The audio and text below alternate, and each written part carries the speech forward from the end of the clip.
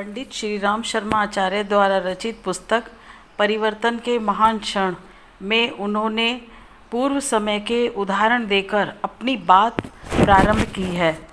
कभी संवेदनाएं इतनी समर्थता प्रकट करती थीं कि मिट्टी के द्रोणाचार्य एकलव्य को धनुष विद्या में प्रवीण पारंगत कर दिया करते थे। मीरा के कृष्ण उसके बुलाते ही साथ नृत्य करने के लिए आ पहुँचते थे। किंतु वर्तमान समय सचमुच बदल गया है। आत्मा तिरोहित हो गई और शरीर के वैभव ही सब कुछ बनकर रह गए हैं। यह सोच बन गई है कि आत्मा, परमात्मा, कर्म, कर्तव्य, पुण्य, परमार्थ जैसी मान्यताओं के आधार पर कोई लाभ हाथों हाथ न मिलने पर क्यों उन बंधनों को स्वीकार किया जाए जिसके कारण तात्कालिक घाटे में ही रहना पड़ता है। वर्तमान के विज्ञान और प्रत्यक्षवाद ने मनुष्य की मान्यताएं ऐसी बना दी हैं कि कितने ही पाप कर्म करें, मनमानी मौज मस्ती की जाए, ऐसे कितने ही कार्य करते रहा जाए जिन्हें अन्याय कहा जाता है, और परलोक के दंड का प्रश्न सामने आ भी जाए तो बचने का एक रास्ता है कि किसी देवी देवता की पूजा कर देने या धार्मिक कर्मकांड का सस्ता सा आडंबर बना देने पर भर से छुटकारा मिल जाता है। इस प्रकार दंड विधान की आशंका भी समाप्त हो जाती है। जंजाल में आज वे भी जकड़े हुए हैं जो धर्मोपदेशक हैं और अध्यात्म को चर्चा प्रसंगों में मान्यता देते हैं। भौतिक विज्ञान ने एक और शक्ति सुविधा प्रदान की है, वहीं प्रत्यक्षवादी नीति, धर्म, संयम, स्नेह, कर्तव्य आदि को झुठला चुके हैं।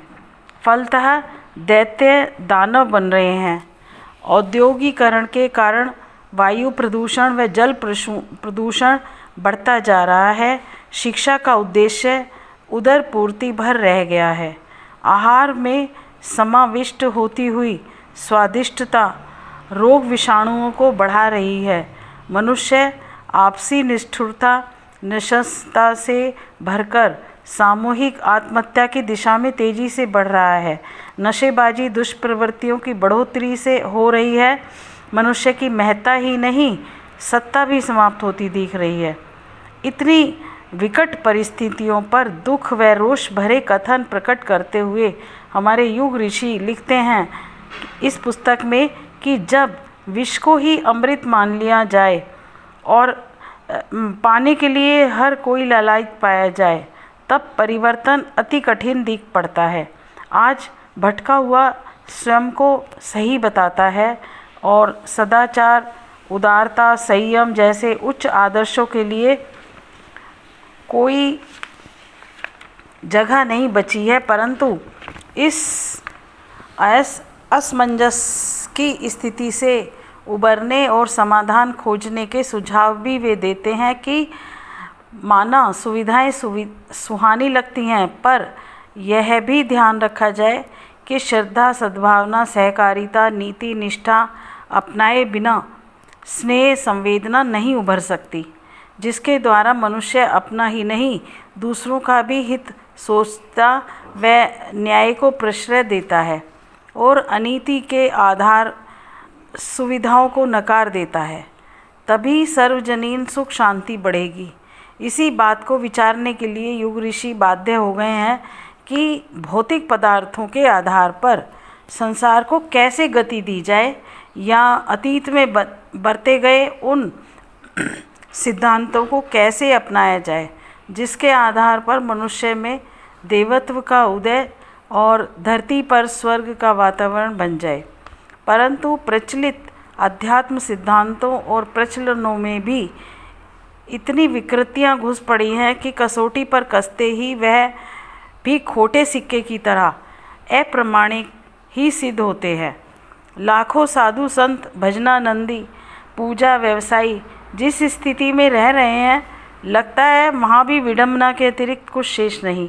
दोनों ही रास्ते अनुपयुक्त दिखने पर वे नास्तिकता, आस्तिकता, श्रेष्ठता व निकृष्टता के बीच एक मध्य मार्ग हमें समाधान के रूप में सुझाते हैं कि विज्ञान वह अध्यात्म तत्व ज्ञान को जोड़कर वैज्ञानिक अध्यात्मवाद बन जाए तो बिगड़ी स्थिति का स्वरूप कसौटी पर खड़ा उतर सकता है। तब वे अपने अनुभव जो इस पुस्तक में 80 वर्ष की आयु में लिखे हैं वह निराकरण दिए हैं, जिन्हें पढ़कर समझकर वर्तमान परिवर्तन के क्षणों में हमें क्या करना है वह सुझाया है।